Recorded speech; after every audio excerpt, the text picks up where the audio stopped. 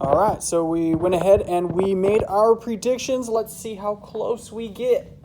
So I think some of these are easy, some of them might be a little harder, but we're gonna now test them. So I've got a bunch of the chemicals over here. I've mixed them all up and poured them into some beakers so we can see that there's a little bit of liquid in the bottom of every one of these beakers. And what we're going to do is test their pH. And so there's several different ways that we can test pH.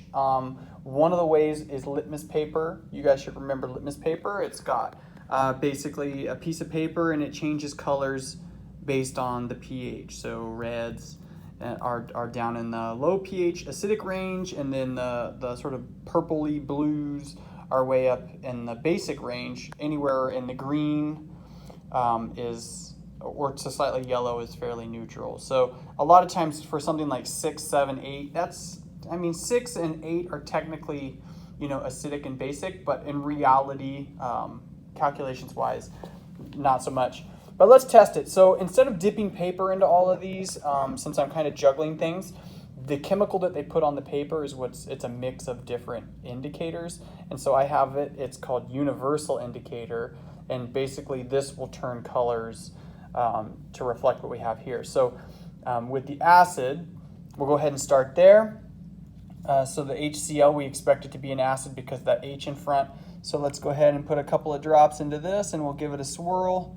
And we get a nice red color, just like we expected, right? So we've got the reds and pinks, so we're down here in the 1 range. The NaOH, let's go ahead, and we predicted this would be a base. So we'll put a couple of drops in there, and we definitely have a strong sort of purple vibe going on there. So we predicted right with that. Sodium chloride we predicted was going to be neutral for the most part. So let's see, neutral, we should be expecting the green for that. So let's give that a try. All right, looking green. So far we're doing pretty good. Let's go ahead and hit the aluminum hydroxide. So the aluminum hydroxide. Okay. Now, this might be a bit of a question mark here. We've got kind of a yellowy greenish color. It's looking like it's more down in this range here. So we might have to investigate this one a little bit. What's going on with that? Aluminum chloride, we predicted, I think, mostly that this was going to be neutral, and so we should see green like this one. This one, though, looking like it's not so basic. Maybe we're heading into the green now. We're getting some slight base. It's real slowly coming over a yellowy green. So maybe we're down in this real light range here. Let's take a look here. Uh-oh.